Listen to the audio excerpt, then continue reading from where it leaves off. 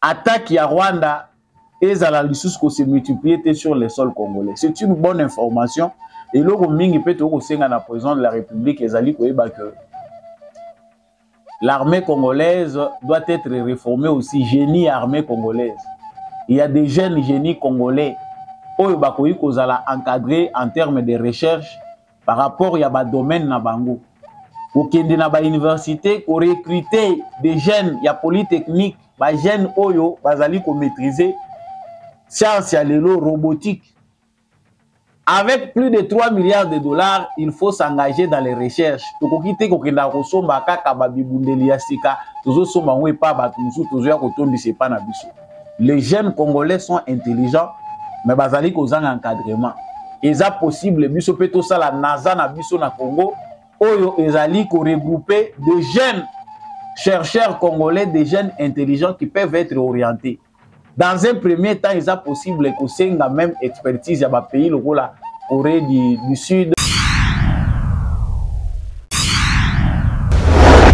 Boye malamu na tindika télévision Samba Olonga de père et de mère a tombé libino boye malamu na kati ya émission oyo polele ba vérité à solo ebimaka na kati émission oyo na cadre ya ba information ya République démocratique du Congo. Soko beti libaku malamu ya ko kutana penda na mwana mboka Samba Olonga à travers etando oyo na tombeli boye malamu. Likez, partagez, tika commentaire depuis wapi yozali kolanda biso na République démocratique du Congo, depuis wapi yozali kolanda ngai à travers le monde.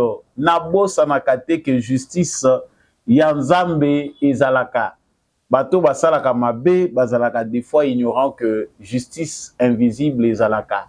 Soki okosalaka mabe na nkuku tope yoko sala ngona nko okanisi que l'équipe biso na makasi yeba ngo que tôt ou tard nous finissons par récolter les fruits de nos actes na yango salaka kaka malamu po soki justice ya Constant Mutamba irate yo ya Nzambe iratakata motote na lombango na kei na actualité o tozali kokabula na bino sika awa esengeli toyeba ete République démocratique du Congo a outil pour acquérir système moko ya radar multifonction.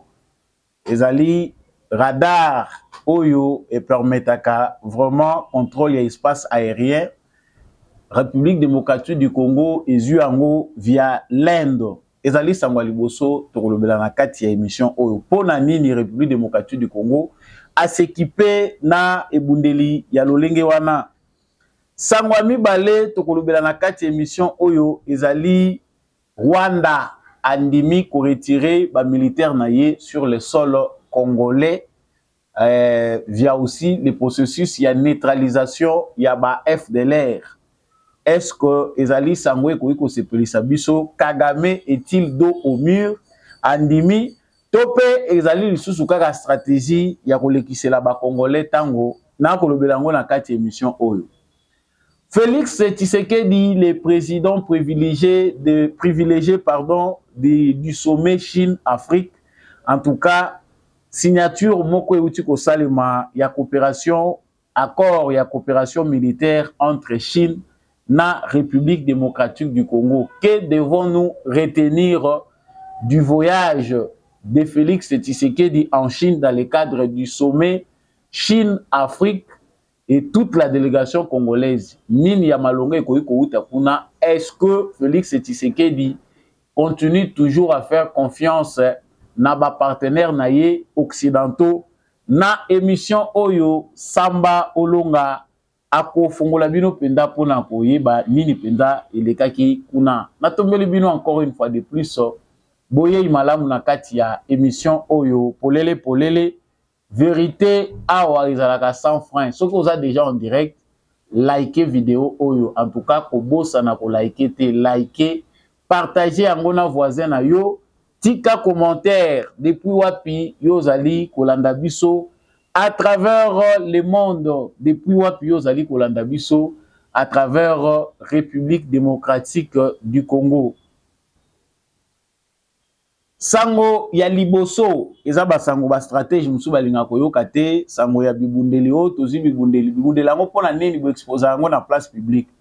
J'informe déjà que nous ne sommes pas les premiers à en parler. Congo soki azui bundeli ya sika boye baki ba médias occidentaux bazalaka les premiers ya ko publier yango biso des fois tozalaka en deuxième position pona kolobela yango. République démocratique du Congo, la RDC, a récemment acquis les systèmes de radars multifonctions Akash NG, entre parenthèses MFR, et la société moko indienne. Na kombo ya Bharat Electronic Limited. Ezali société indienne où isalaka baradar. Après coopération, autant la ndenge nini et bundeli yango ils ont fonctionné Congo ezui système ya défense anti-aérien ezali moko ya ba solution pona ko éviter bombardement topé ba missile ezalaka lancé outa et pas ennemi vers les territoires nabino na cadre na biso République démocratique du Congo. Nous avons été victimes depuis le début de l'année. La population, il y a la République démocratique du Congo, bazaki victime de la barbarie, sauvagerie, il y a M23 au bazaki qui bombardé la place où la population civile est allée. Avec ces nouvelles acquisitions, République démocratique du Congo a protéger l'espace aérien na babisika où ils allaient stratégique. Tout le monde a dit na Kagame. Tangu amoni que menace ezali réelle, il y a ba drone congolais. Tangu ba drone congolais et bandi ko frapper sur le sol rwandais, il y a eu des difficultés. Des dizaines, des centaines de militaires rwandais bazaye ko kufa suite ya ba frappe ya ba drone.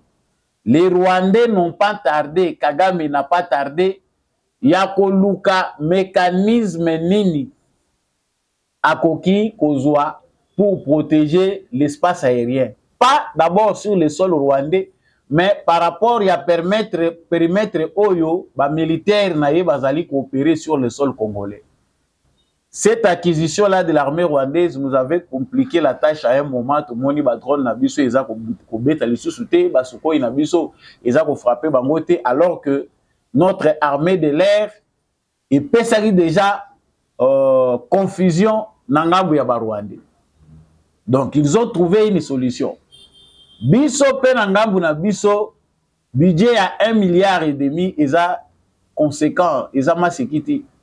Selon plan quinquennal au basali a balobi que ezali plan moko quinquennal il y a 18 milliards à raison de 3 milliards et quelque chose par année. Ezambongo ya masekiti, les 3 milliards dont on parle pour les réformes de l'armée, le développement de l'armée congolaise, ezambongo moko soki ba tie yango na développement na biso Congo, en tout cas en 5 ans, nous n'aurons pas un problème concernant des infrastructures routières. Yango pe mbongo wana il faut esumba bibundeli po eza efficace. C'est ce qu'a fait ba technicien armé na biso ba keyi ko contacter entreprise indienne pour que base acquisition il y a radar ou multifonction. C'est un radar qui permet à ce que pour toujours mona ke ezali pe ba capacité na ba capacité Israël tango bazali ko sécuriser ye na 3 états. Système ya radar anti-aérien. Tolobite yo biso pe to sombi za bongo. Ndenge ezali ko permettre défense ya sol israélien. Iran boaki des milliers, des centaines, pardon, de missiles. Mais les missiles wana nyonso pour la plupart ezala qui capté pe ba boaki ngona mai na système ya défense oyo bango ba instauraki. On pense que vu les potentialités à République démocratique du Congo, vu oyo biso tozali kozala nango lokola menace par rapport ya sous-sol na biso, il faut que l'armée congolaise soit à la taille des enjeux stratégiques où le Congo est représenté. Yango pe Félix Tshisekedi na expert na baza ko mona que il faut continuer à chercher ba nouvelle acquisition ndenge nini ko sala pour permettre à ce que ba attaque ya Rwanda et la ressource qui se multiplier sur les sols congolais. C'est une bonne information. Et là, mingi peut au sein de la présidence de la République, que l'armée congolaise doit être réformée aussi, génie armée congolaise. Il y a des jeunes génies congolais qui sont encadrés en termes de recherche par rapport à domaine na bango. Au Kende na ba université, pour recruter des jeunes, il y a polytechnique, ba jeunes oyo bazali ko maîtriser science ya lelo robotique. Avec plus de 3 milliards de dollars, il faut s'engager dans les recherches. Tokokite kokenda kosomba kaka babibundeli ya sika, tozo somba ngwe pa batu musu tozo ya kotondi sepa na biso. Les jeunes congolais sont intelligents, mais bazali kozanga encadrement. Eza possible biso peto sala NASA na biso na Congo, oyo ezali ko regrouper de jeunes chercheurs congolais, des jeunes intelligents qui peuvent être orientés. Dans un premier temps, il est possible que c'est la même expertise. Il y a des pays, le Corée du Sud, la Chine, les pays qui sont capables d'accompagner biso, de développer l'industrie militaire. Et ça, c'est facilité, mais on peut commencer avec un début. Ceux qui sont wana baza kozwa, bano baza ko bimana ba ISTA, baza ko bimana ba campus Unikini ya Kinshasa, baza ko bimana ba université belé, que ce soit université à Goma. Bazali aujourd'hui la possibilité il y a créer biloko, sauf que au Congo on ne croit pas aux gens. Tant que Moutalobi en Congo lobi que dans 3 ans on a ça l'avion. Il faut la polémique et boti. Ba Congolais to croire na biso mon côté. Donc c'est basant sur cette information président Félix Tshisekedi, il faut bêta CT na likambo etali développement et recherche na Congo, ba chercheurs baza considéré. On ne finance pas les recherches en République démocratique du Congo. On ne peut pas développer un État sans recherche, que ce soit sur le plan économique, que ce soit sur le plan culturel. La recherche, il faut y aller. Moi, il y a des chercheurs indépendants, moyens de bord na bango. Il faut, le gouvernement congolais a créé possibilité, il y a des chercheurs congolais qui financent la recherche et qui encouragent la recherche. Au lieu de cerveau congolais, ils ont continué à servir le pays. Toujours parlant dans le chapitre Oyo, il y a Makambo Itali, guerre à l'est du Congo. Toyokaki, information, que les agents, les membres de service de renseignement nabiso délégués par le gouvernement congolais, des MIAP na ANER, Bakutana Kipe, na ba service de renseignement ya Kagame. Kuna bayokanaki. Na boyokani na bango, ils ont trouvé un compromis que namu ya RDC toko neutraliser ba FDLR. Na ngambu na bango, ils vont retirer l'air militaire du sol congolais. C'est une information au Bissonion son a départ. Tukotaki yango doute ya munene. Nous avons douté, pourquoi? Parce que Totali, nombre de fois, Oyo Sengi na Kagame a retiré les militaires. La première fois, Oyo Félix Tshisekedi Bakutanaki le sous après conflit, na Kagame, na Luanda, Kagame avait pris l'engagement de retirer ses militaires du sol congolais. Et comment même déjà que ça l'a obligé à débat. Mais on ne sait pas comment ça s'est fait, ce revirement qui a fait que Kagame, Oyo a accepté qu'il a retiré les militaires, a changé donne une année, yango ekoki. Voire plus, Kagame n'a pas retiré ses militaires du territoire congolais. Mais awa, na processus ya Luanda soutenu par les États-Unis, tomoni bandimi kozo engagement wana. Est-ce que Kagame a lembi azali susu capable était ou bien ezakaka andimi pour le azali sous pression internationale alukana nou moyen ya kondimeshe pato a quoi benda li sous temps. Ce qui est vrai ezali que Paul Kagame azali ko vivre ma dernier moment na ye, c'est son déclin. Même si la mauvaise foi y a ba américains, certains américains ezali ko consister ya ko linga pour exploiter ou surexploiter la République démocratique du Congo, mais ils sont au moins déjà presque tous d'accord que il faut mettre une croix dans le régime de Paul Kagame. Si côté Angambu ya Congo, Félix Tshisekedi a bien fait d'accepter la neutralisation des FDLR. Le la bino mutubozo s'inquiétait pour la sécurité la bino bolobi FDLR de likambo kotisi ba militaire na bino awa. To mema bango na nutisuka. Venez avec vos services et renseignements, montrez-nous la localisation toyeba où se trouve précisément ces FDLR. Bandeko oyo ebimi epa ya ba Rwandais eza kosekisa. La majorité ya ba kombo ya Kagame oyo atangi ce sont des gens de 70 ans, de 60 ans, de la cinquantaine, des bateaux oyo Kagame azali ko considérer comme des FDLR. Mais si tous les Hutus représentent aujourd'hui un danger pour Kagame, bana ya ba Hutu oyo baboti awa na banani pona Kagame za ba FDLR, ça veut dire que ce n'est pas là la raison. Yango batieye do au mur. Et là ozalaye ko luka Kongo asa ndimi yango. O noté ceux qui bango baza d'accord bakokisi o biso tolingi biso to ko retirer ba militaire na biso. Il est pris au mot. Prochaine phase ezake biso na ngamu na biso na Congo toza lisusu ne loko bakoyebisa biso te. Les Américains nous ont fait passer beaucoup de temps na Luanda.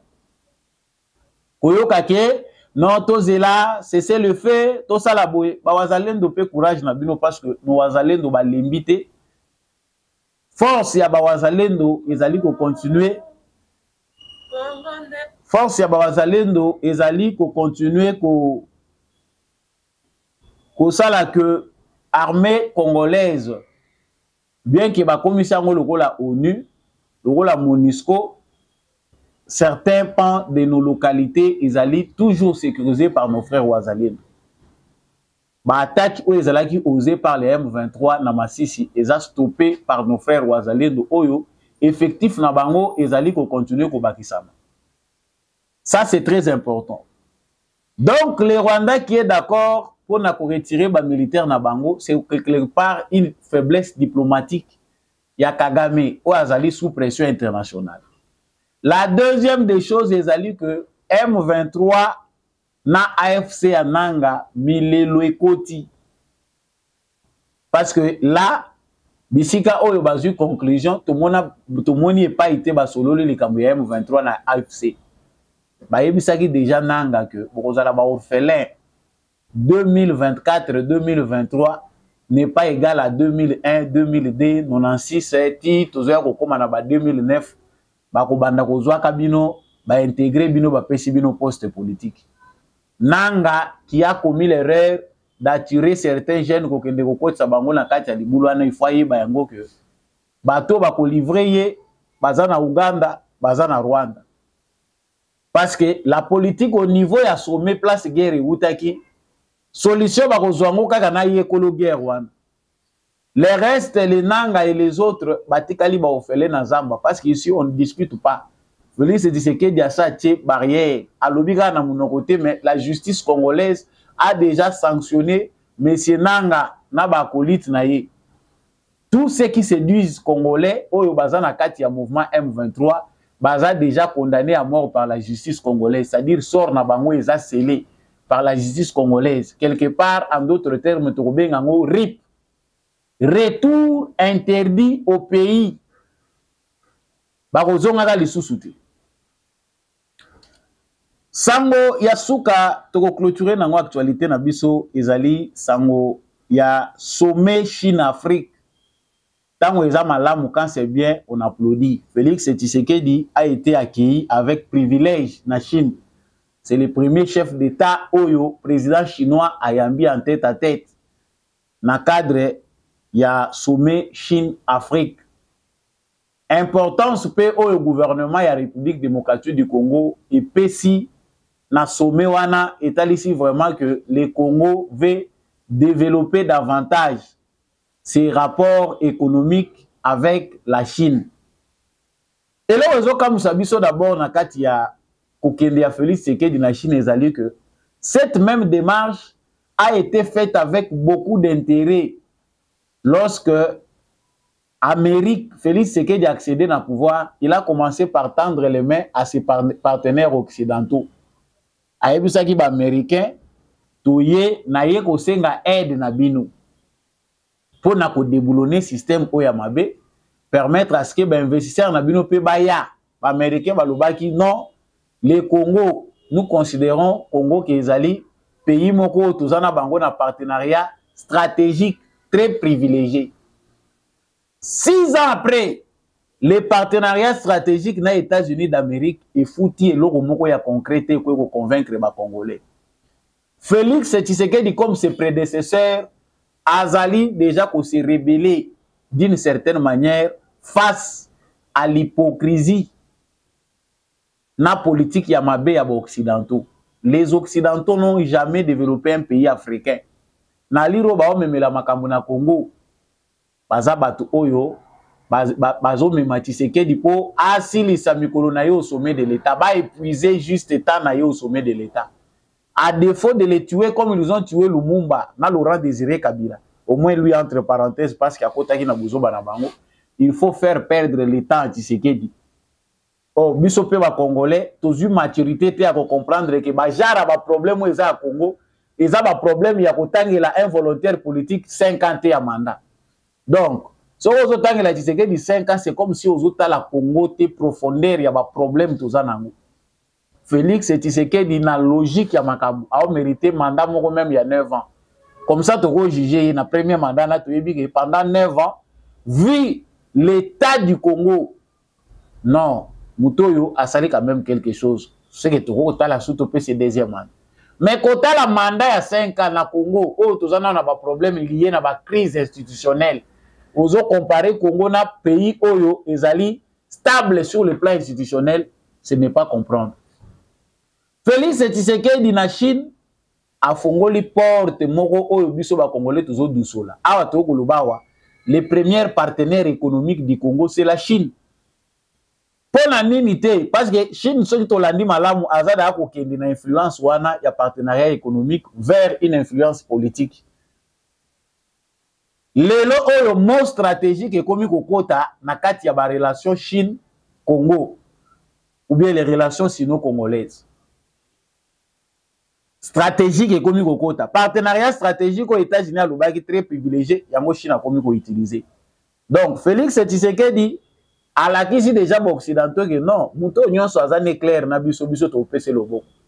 Na cadre ya programme ya 145 territoires, na cadre ya développement à la base, si Félix Tshisekedi partenariat oyo ye azaki nango na ba américain soki ezalaki na Chine na moment où toujours kolobate en termes d'infrastructure. Voilà pourquoi Félix Tshisekedi ouvre une brèche. Tout le monde ba outi ko signer accord de coopération militaire avec la Chine. Ah, ezako kende ba américain bazo mona te bango moko que malembe dans les concrets, ils sont en train de perdre le Congo. Bah créer stratégie bah lobi noté faut te perdre le Congo il faut te reprendre le contrôle à Congo. Bozo reprendre le contrôle ya Congo na baguerre. En continuant à bercer Kagame, le Congo est en train de vous quitter petit à petit. Comprenne qui veut. Tout le monde peut na mulongo Félix Tshisekedi amimaki ba ministre à industrie, ministre à transport, tout le monde peut ministre à défense, tout le monde voire même gouverneur ya ville à Kinshasa. Le gouverneur de la ville de Kinshasa est allé aussi là-bas avec ses problèmes. Avant de quitter un élément oyo, il faut interpeller le gouvernement congolais. C'est bien d'attirer les investisseurs chinois, mais il n'y a jamais qu'on résoudre les problèmes où ils sont liés à l'organisation de Bisso. Kabila pas bien les chinois, Kabila. Mais à travers les investisseurs chinois, les entreprises chinoises, Kabila na régime naie, bamonaki moyen ya ko piller les sous au Congo malamu jusqu'à ce que les contrats sino-congolais n'a pas profité au Congo. Ba chinois pe ba koti na moyibi. Ba chinois bazaka na bango bien. Bozo yiba, boko yiba pe na bango. Boza organisé, ba kokota pe na ordre na bino. Les Chinois sont polyvalents, ils ne sont pas comme les Américains, les Européens. Oh soki ba ye baza na makambo ebele. Donc na cadre où eza biso, nous avons des défis internes liés à l'organisation. Ba défi wana interne eza ko senga nini to bongise pa na biso po lobito ya kolela lisusu te au colonisation chinoise. La Chine a plus d'1 milliard d'habitants. Soki ba lobi ba déverser 100 millions et pas na biso c'est possible. Na légèreté biso toza nango na Congo, ils vont nous coloniser. Soko awa bolobi pe bozo pesa bango zone économique spéciale. Ya bango moko ba chinois. Boye ba bozo tonga empire na kati empire. Ba chinois pe ba yeba ba ma droit de l'homme te. Ah ozomona bango nde bazobeta ba congolais ba fimbu na kati ya ba mine. Si vous n'organisez pas les choses au niveau de l'État de manière à ce que l'entreprise na Congo ait respecté droit ya ba congolais, ba futa ba congolais salaire malamu. Ils ont des colonisations de bozo côté la biso les sous. C'est remplacer un colon par un autre colon. Yango to belela déjà. Entre-temps, ba entrepreneur congolais ba olela. C'est difficile d'ouvrir, de créer une entreprise au Congo en étant congolais. Ba ko salo boy. Ba ko batala ga loposo pembe. Na chinois et pas na bango za ka mundele. Mais entreprise à Congolais, bazo nyonga ba Congolais bango moko. Qui veut aider les Congolais qui entreprennent à se développer aussi. Et ça la gâté tout monde économie à Congo et longue la maboka libanais comme le sont la maboka ba chinois. Et qu'on peut s'abuser au passe. Aider les jeunes Congolais. Il faut réformer le système éducatif congolais tout comme pragmatique. Ba théorie l'équipe. Moi je suis docteur, licencié, ceci, mais pratique zéro. Il y a même dans le gouvernement, on les place là-bas, ils ne vont que détourner. Vantardise, il y a des diplômes. Rendons nos diplômes et comme valables avant de chuter. Les diplômes na biso comme valables. Beaucoup de ça pour l'entrepreneuriat, dans la maternelle, ti na université. Bozongi ça ba école technique, bana basa la technique, basa la pratique, agriculture na élevage, bana basa la kango ba travaux manuels depuis l'école primaire. Qui bazo comme à l'université. Et ça possible était dans nombre de licenciés au Congo, ils ont continué à produire. Ba licence pas diplôme, il y a pas ba ya oufélé. Félicitations na moi Mboka Félix Tshisekedi à comprendre qu'il faut dévier malembe occidentaux balinga te tout eti na maboko na bango. Émission ya mkola lelo et komi penda na suka Samba Olonga apesi bino merci ndenge bozalaki à l'écoute à travers République démocratique du Congo Mobimba puis à travers le monde pour na kolanda. Émission Oyo Vérité pour les merci na mwana mboka kapa ya bazaki na caméra puis na réalisation pour cette émission et comme la bino matondo mingi na mwana mboka Rifin qui sombe depuis Londres. Merci na ba union so bozolanda biso depuis Londres, depuis France, depuis Allemagne. Bozolanda biso pe na Bukavu na Goma, o Sambolonga olobi biso te ezala na nganda njika kuna, ezala na Luozi na Congo Central, ozala pe kuna na Bokongo ekela. Na lingi bino mingi, bo continuer ko partager émission oyo, bo liker yango penda malamu, kabola yango penda na voisin, abonnez-vous si vous n'êtes pas abonné, tukutani prochainement na émission mususu.